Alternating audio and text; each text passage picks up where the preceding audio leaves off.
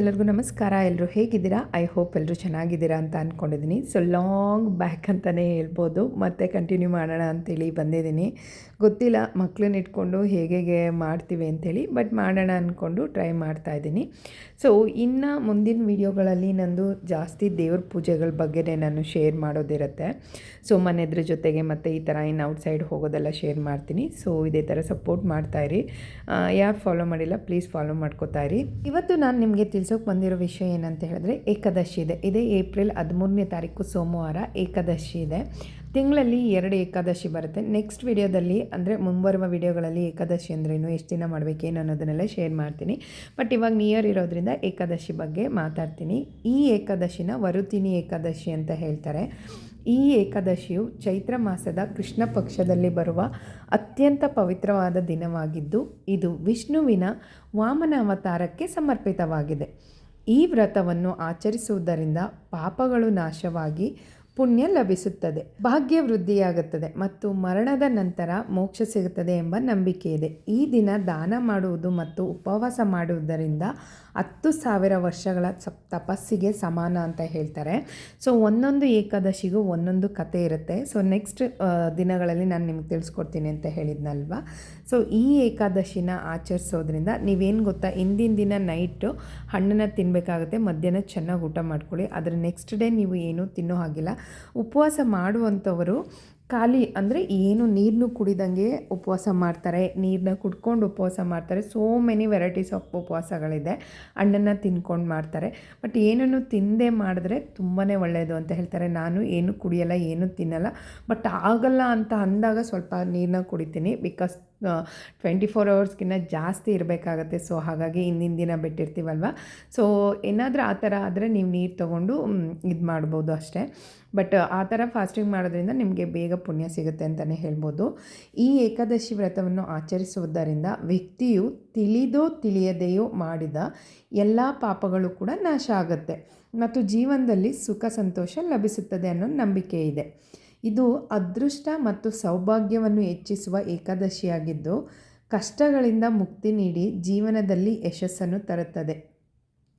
ಈ ದಿನ ವಿಷ್ಣುವಿನ ವಾಮನ ರೂಪವನ್ನು ಪೂಜಿಸುವುದರಿಂದ ವಿಷ್ಣು ಮತ್ತು ಲಕ್ಷ್ಮೀ ದೇವಿಯ ವಿಶೇಷ ಆಶೀರ್ವಾದ ಕೂಡ ದೊರೆಯುತ್ತದೆ. ಬೆಳಗ್ಗೆನೇ ಎದ್ಬಿಟ್ಟು ನೀವು ಮನೆಯೆಲ್ಲ ಕ್ಲೀನ್ ಮಾಡಿಕೊಂಡು, ದೇವ್ರ ಮನೆಯೆಲ್ಲ ಕ್ಲೀನ್ ಮಾಡಿಕೊಂಡು, ಪೂಜೆ ಸಾಮಾನೆಲ್ಲ ಕ್ಲೀನ್ ಮಾಡಿ, ನಿಮ್ಮ ಒಂದು ಕೋರಿಕೆನ ಎದ್ದ ತಕ್ಷಣವೇ ನೀವೇನು ಮಾಡಬೇಕು ಅಂತ ಅಂದ್ಕೊಂಡಿರ್ತೀರ ಅದನ್ನು ನೀವು ನೆನಪಿಸ್ಕೊಂಡು ಸಂಕಲ್ಪ ಮಾಡ್ಕೊಳ್ಳಿ.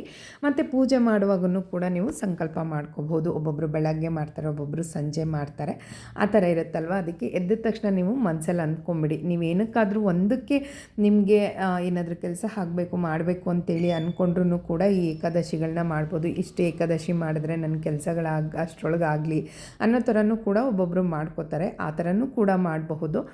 ಸೊ ಆವತ್ತಿನ ದಿನ ರಾಘವೇಂದ್ರ ಸ್ವಾಮಿಗೆ ಹೂಗಳನ್ನ ಹಾಕಬಾರ್ದು, ಬರೀ ತುಳಸಿ ಹಾಕಿ ನೀವು ಪೂಜೆ ಮಾಡಬೇಕಾಗತ್ತೆ. ಇನ್ನು ಮಿಕ್ಕಿದ ದೇವ್ರುಗಳಿಗೆಲ್ಲ ನೀವು ಹೂವು ತುಳಸಿನ ಅರ್ಪಿಸಬಹುದು.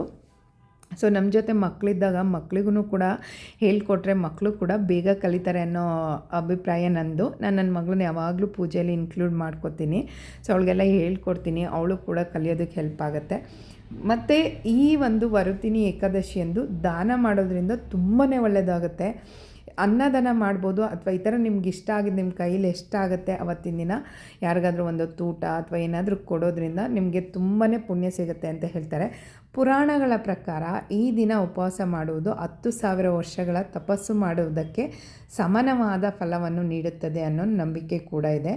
ಮತ್ತು ಈ ವ್ರತವನ್ನು ಆಚರಿಸೋದ್ರಿಂದ ಕನ್ಯಾದಾನ ಮಾಡಿದಷ್ಟು ಪುಣ್ಯ ಲಭಿಸುತ್ತದೆ ಎಂಬ ನಂಬಿಕೆ ಕೂಡ ಇದೆ.